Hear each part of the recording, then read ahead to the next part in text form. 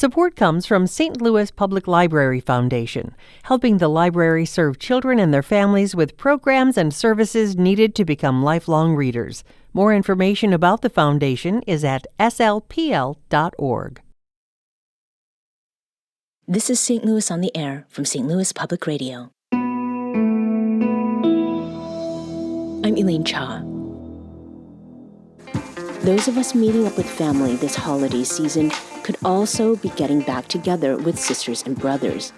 In some cases, these reunions have adult siblings reverting back to old roles and routines, and even childish or childlike behaviors, like we hear in this clip of David and Alexis Rose from the sitcom Schitt's Creek. Someone keeps eating my yogurt. What kind of yogurt? I was saving that for after my run, David. Oh my God, I guess I was saving it for during your run then. Many people witness the phenomenon, but what does research tell us about sibling bonds and their effects once we're grown? In April, I had the chance to talk with Megan Gilligan about adult sibling relationships and their impact at various stages of adulthood. Megan is a professor at the University of Missouri Columbia and the director of the Families in Later Life lab there. I started our conversation by asking her why there's been so little research until now about siblings once they hit adulthood. I think it has to do with the history of family relationships and adulthood research in general. So there had been a long emphasis placed on studying romantic relationships and spousal relationships. And then we kind of turned to parent-adult-child relationships and grandparents. And siblings have always kind of trailed behind, maybe because we also assume that siblings are a childhood relationship. So that's something that we have in our parents' homes. We interact with each other, but when we become adults, maybe not so much. However, my own research and research of my colleagues show that against that assumption, sibling relationships are often this lifelong tie for many individuals. Mm-hmm. And what are some of the biggest differences, Megan, between sibling relationships in youth and adulthood? So one of the things that can happen is just the salience or the meaning that relationships take throughout the life course in terms of, in childhood, siblings are often navigating that relationship in the context of a parental home. So they may be working out conflict together, but there are also other adults there who are part of that relationship, helping them navigate it. And as we move through the life course and people start to get their own independent families and become adults themselves, then that relationship may take on a different meaning than it did when we were children. Mm-hmm. And one of the things that comes up from my work, for example, is people will ask about age discrepancies in sibling relationships. Certainly an age discrepancy in childhood might feel really big, meaning if you have a sister or brother who's 2, 3, 4, 5 years older than you, that might feel like a big gap in childhood. But in adulthood, as we start to make transitions into the workforce, maybe forming families, romantic relationships, all of a sudden, maybe those differences, particularly I'm thinking in terms of age, don't matter as much in adulthood. So different things kind of impact the sibling relationship as it progresses through the life course. Mm-hmm. Now, Megan, you were recently part of an NPR series about siblings, and you spoke about the link between close sibling relationships in adulthood and longevity. Talk with us a bit about that. Yeah, so one of the things that my colleagues and I were interested in is definitely understanding sibling relationships in adulthood. So we have done work on middle age and into old age, individuals in their 60s, 70s. But we were interested in how can we figure out the origins of those relationships and where did they start? So we started looking as early as adolescence and following people into middle age. And we were interested in both the negative and the positive components of those relationships. And so one of the findings from this work is that siblings can have benefits on our psychological well-being are reports of emotional distress, anxiety, depression, and one of the mechanisms in which they have a positive component on our well-being has to do with our feelings of loneliness. And so as we can think about as we go through the life course and maybe make transitions, we might maybe our parents are no longer alive, maybe we've gone through a divorce. Siblings seem to provide an important source of support in adulthood and decrease feelings of loneliness. So really thinking through that and then having subsequent impacts on our health and well-being. Again, that main mechanism of providing some social support and reducing feelings of loneliness. We also find the opposite. So sibling relationships that are conflictual, tension, which isn't uncommon to have, those can have negative effects on our health and well-being outcomes. So really understanding both of those dynamics in sibling relationships, both the positive and the negative. Mm-hmm. And what kinds of sibling interactions, Megan, specifically, decreased loneliness? So, I mean, are we talking about, phone calls, get-togethers?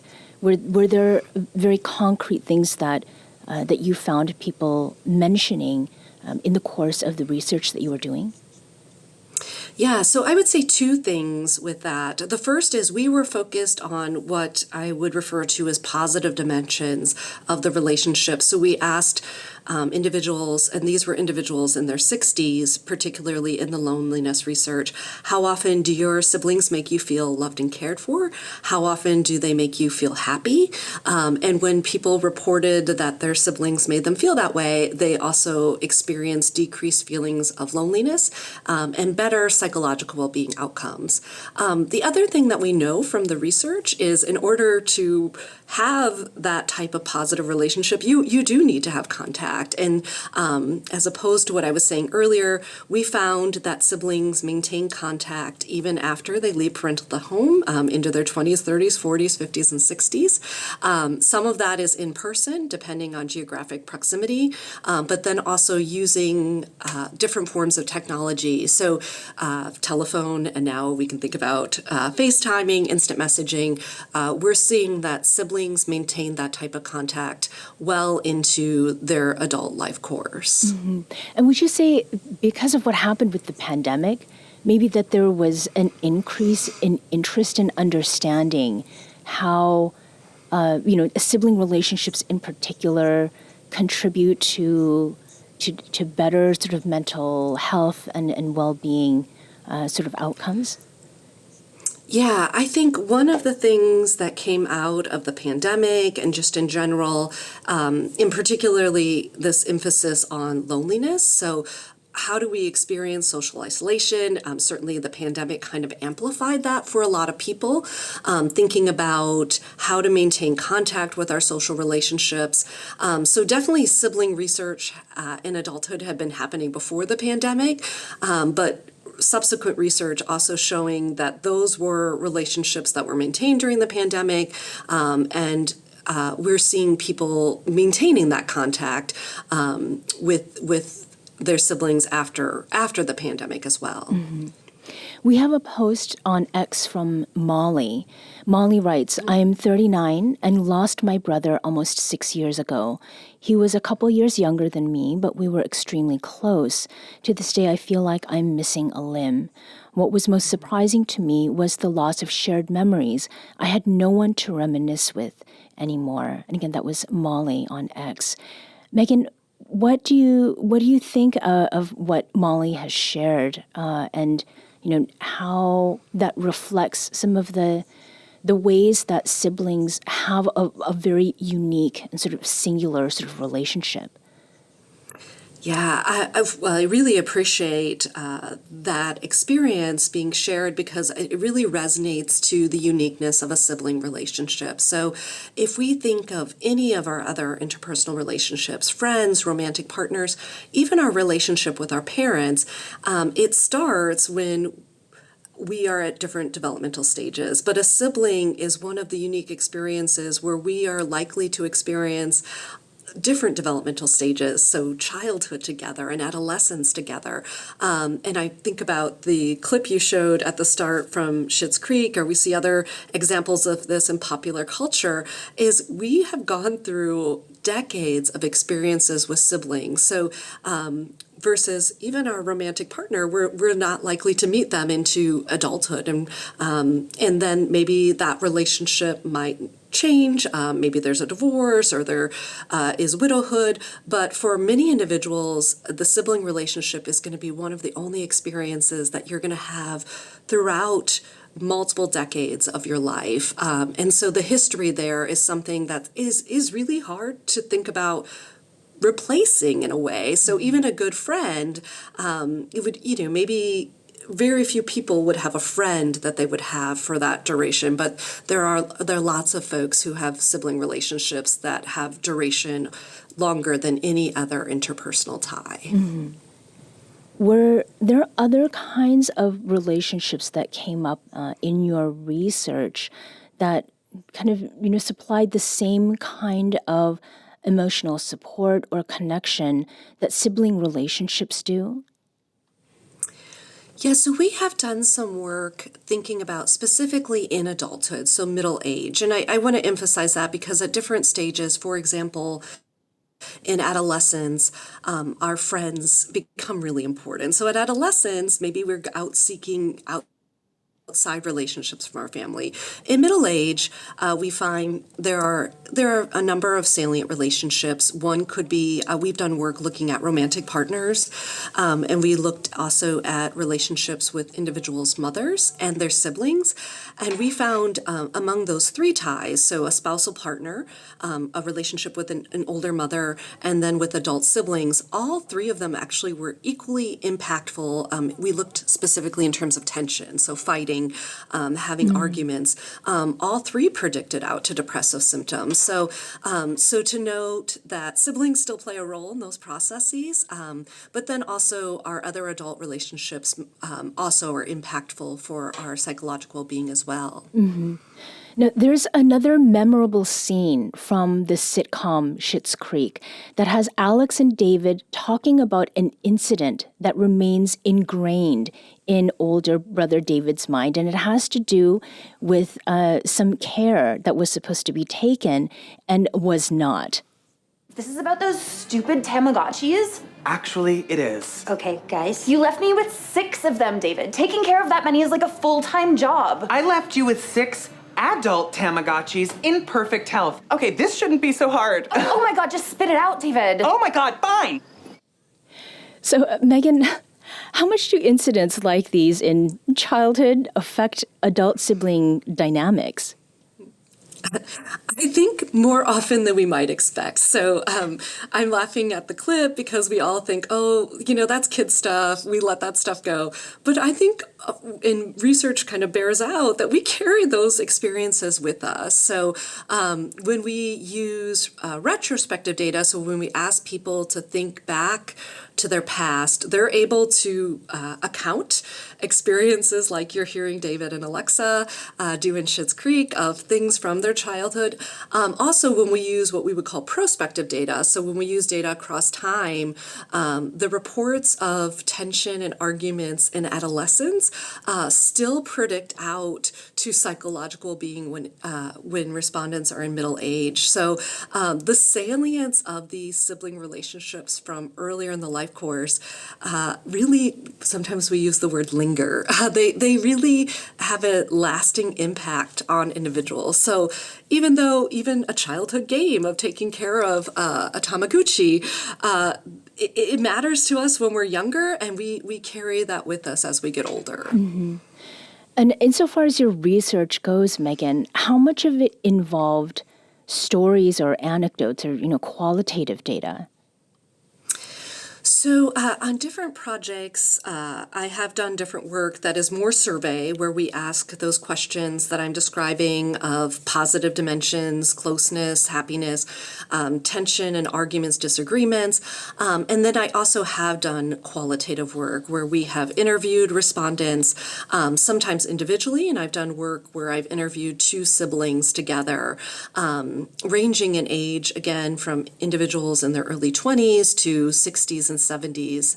And so what we do notice is different experiences, the shared history that Molly explained, the ability to go back when we collect those interview data of there's these shared memories and perspectives that their siblings are often very happy to talk about. And maybe they have a different memory, maybe they have a different recollection of those events, but they do still share the objective experience. So I always find that really interesting is to hear them kind of go back when we've interviewed and done joint interviews together of these kind of lifetime memories, shared experiences that they have with each other. We have Judy, who's calling from St. Louis. Judy, welcome to St. Louis on the Air. Oh, thanks. I just wanted to say that I'm from a big family. And, I have 4 brothers and 4 sisters. And 2 have since died. But throughout all of our lives, there were 3 siblings who died, 2 before I was born, 1 after. I didn't know them. They died as babies. But they have always been in our lives. And I didn't know if anyone else deals with this, but whenever anyone asks, well, how many were in your family? 12. It's just like, it's automatic because, and this is from a young age, we were never allowed to forget about them. They were always there. Right. So I found that interesting. And, we've since experienced death of my oldest sister, my youngest brother. And that's totally different. I know they're not here, but, So in what ways, Judy, have you kept memories of the siblings who've passed, alive? How are they present with you still? Still? Oh, wow. We talk about them. We don't all live in St. Louis. We're all over the place. But we talk about them. Of my youngest brother and my oldest sister. Now, of the babies, we just recognize that, well, yeah, who are they and what are their names? Right. And when were they born? And you had said it was 12, Judy, altogether? There were 12, yeah. Wow. Yeah. I mean, how do people respond? I mean, asking about how many siblings a person has can be sort of a casual icebreaker. Do you tell people 12? What was that? It can be really intimidating. Oh, right. Like, really? Yeah. You're one of those. Yeah. Judy, thank you so much for calling and sharing that with us. Megan, one of the things that I've been wondering about, the size of families is getting smaller with time. What is it that you've observed around that, and how much more or less important maybe sibling relationships are when family size is decreasing the way that it is over time? Yeah, I think that's a good point. And so the majority of individuals in the United States still have siblings, but the number of individuals without siblings is also increasing. And so we're seeing that. One of the things that Judy's comment makes me think about as sibling researchers, we often are limited, that we ask people to report on one sibling experience. So Judy would be asked to report on one of her sibling relationships. And so I'm not sure we've done a great job of documenting the experience of these larger cohorts, certainly the baby boom generation with these larger cohorts of sibling relationships. I have been part of work on that of the baby boom cohort and asking them about their sibling relationships, but then sometimes we'll ask about their sibling relationships as a whole. So what are your relationships like with your siblings? But certainly we know there's variability in those relationships. So what we do know is among those who have siblings now, younger cohorts that have smaller numbers of sibship, still a meaningful relationship with the shared history, but a different experience than going through these larger cohorts that we might have seen in the baby boom, I'm sure. But again, I'm not sure we're able to document it fully because we really focused in on sibling dyad relationships to start with. So I think this is a moment where we could study relationships like Judy's family to really understand all of those different dynamics. Now, something I wanted to make sure that we got to, related to family size, there are people who are having kids more often when they're a little bit older, and then there is the very real situation wherein we have to care for aging parents. How does that affect the relational dynamics between siblings when they're adults? Yeah, I think that's a really important question, and something I'm really interested in is, that's a task that a lot of siblings are going to have to take on together. And one of the things that we note is that sibling relationships that maybe have a better foundation. Again, not that they don't have conflict or tension with each other, but they're able to navigate that, they're able to work through it. They may encounter the task of providing for parents in an easier way. And so I think the more that we can get siblings cooperating, working together, the better outcomes we see when they enter what can be an extremely stressful situation, caring for older parents. And we know that we have done work that so sometimes these perceptions of parents' relationships and maybe favoritism and differential treatment, those are really upsetting to sibling relationships, and they get exacerbated in the context of parental care. So I think the more we can think about improving and maximizing and these relationships beforehand, the easier it is to transition into this stressful task that a lot of families, a lot of siblings are going to have to navigate with each other. And on the whole, does your research find that caring for aging parents brings siblings together, or does it tend to drive them apart? One of the things that we're noticing in research right now is for a long time, researchers were really just focused on one caregiver in a family. And so they weren't realizing that there was this kind of network of siblings navigating this together. And so but they were doing it. It's just researchers weren't acknowledging it or weren't looking at it. And so what we see is for most families, they're engaging in this task together. We're noticing phrases emerging like long distance caregiver. So one child is geographically proximate and another child might live far away. But it doesn't mean that they're not involved in some capacity in the care. So I think we as researchers are really focusing in on how do we better understand how siblings are navigating that, and how can we help to facilitate that process, because people have been doing this for a long time, but we as researchers weren't capturing that experience. But for most families where there's more than one child in some capacity, the siblings are working together to try to address older parents' care needs. Some families that goes much better than others.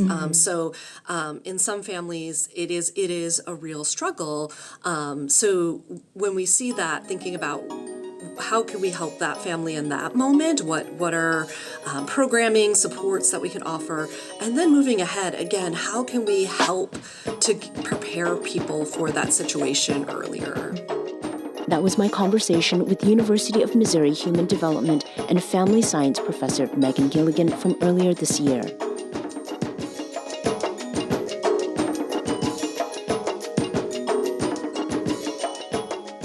This episode was produced by Elaine Shaw. Our audio engineer is Aaron Dorr. This podcast was mixed and edited by Aaron. Our executive producer is Alex Hoyer. St. Louis on the Air is a production of St. Louis Public Radio.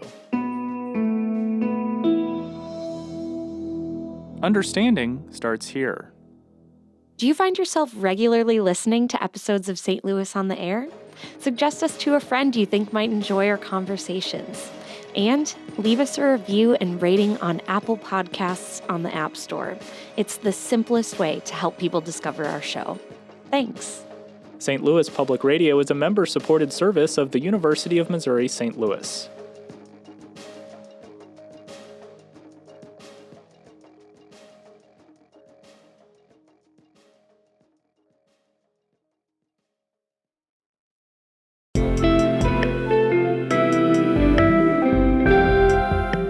The Gateway brings you the day's news each weekday from around the St. Louis region and the state capitals in Jefferson City. Our schools are accredited. We don't need this bill. And Springfield. How many more years must pass before lawmakers see time is of the essence? I'm Abby Larico. Join me each weekday for The Gateway on the STLPR app or wherever you get podcasts.